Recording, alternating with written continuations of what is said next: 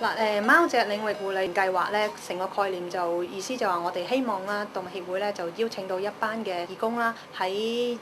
嗰邊咧就捉啲流浪貓過嚟俾我哋做絕育手術。做完絕育手術咧，可以放翻啲流浪貓喺原本嘅地方啦，等佢可以繼續生活，用最人道嘅方法咧，可以即係盡量可以解決到貓隻數目嗰個問題喺度。透過同啲貓隻做絕育而放翻原居地嘅思念啦，個概念咧就會係比即係傳統嘅捉咗跟住殺嘅方法咧，就會話較人道啦，同埋嗰個金錢上咧就會係應該就會係較平易咁樣㗎。咁過往咧係政府沿用個計劃咧，即係捉咗啲流浪貓，然後去殺咧，已經超過咗20年㗎啦。咁如果話真係可以有效地控制流浪貓隻咧，基本上今時今日就唔應該有流浪貓存在㗎。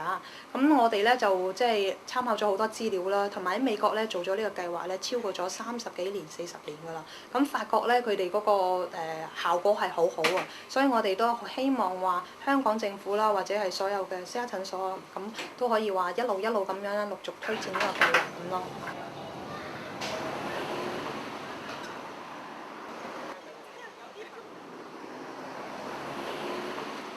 幾時開始餵貓？20年前咯，喺樓下見到有隻貓好慘，俾佢食咯。點樣食下咧就越食越多，佢會生噶嘛。咁啊餵咗好多啦，變咗跟住尾。咁有啲就送俾人啦，有啲小貓乖嗰啲，咁有啲送唔到喺屋企啦。咁後尾先有呢個計劃咧，咁樣就少咗好多細貓啦。即係執細貓機會就細咗咯。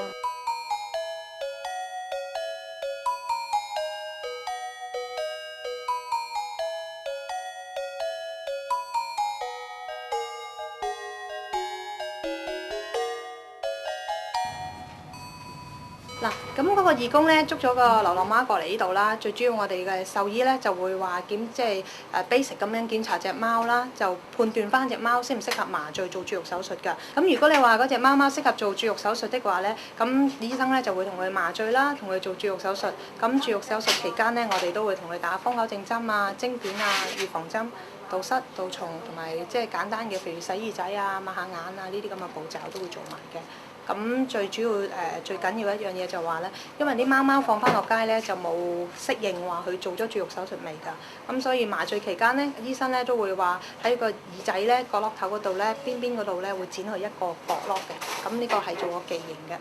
其實咧想幫助呢個流浪貓領域計劃咧。咁你哋可以話，如果係真係照顧開流浪貓嘅、餵開流浪貓嘅，咁可以打電話嚟我哋呢度啦，或者即係親自過嚟呢度查詢翻有關嘅計劃啦。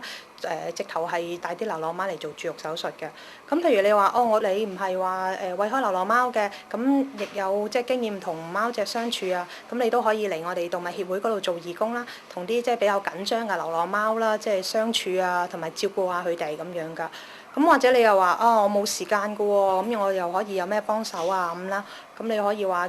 捐錢啦，或者捐啲物資咧俾我哋呢個計劃嘅即係有需要嘅流浪貓啊，或者義工咁樣㗎。你可以捐報紙啊、毛巾啊，或者係玩具啊，俾我哋啲貓貓咁樣啦嚇。最重要一樣嘢，我哋想呼籲翻咧，就話希望所有嘅動物嘅主人咧就做一個有責任嘅主人咁樣噶，千祈唔好話將你啲動物咧就遺棄喺街上啊，或者係任何嘅地方。所有嘅動物咧，我哋都建議翻咧就做翻絕育手術啦，等佢哋咧可以即係生活啊健康啊，同埋咧有好多病痛咧都因為冇做絕育咧而引發起咁樣噶。最後一樣嘢就係話咧，如果你係有養動物，咁我哋都建議你咧就帶翻個頸帶啦，而頸帶上面咧就寫翻註明翻你嗰個聯絡電話同埋聯絡個人啦。就算話你即係萬一啦，隻動物走失咗嘅，咁我哋咧都可以或者係邊個執到隻動物嘅都可以 contact 翻你嚟認領翻隻動物咁樣咯。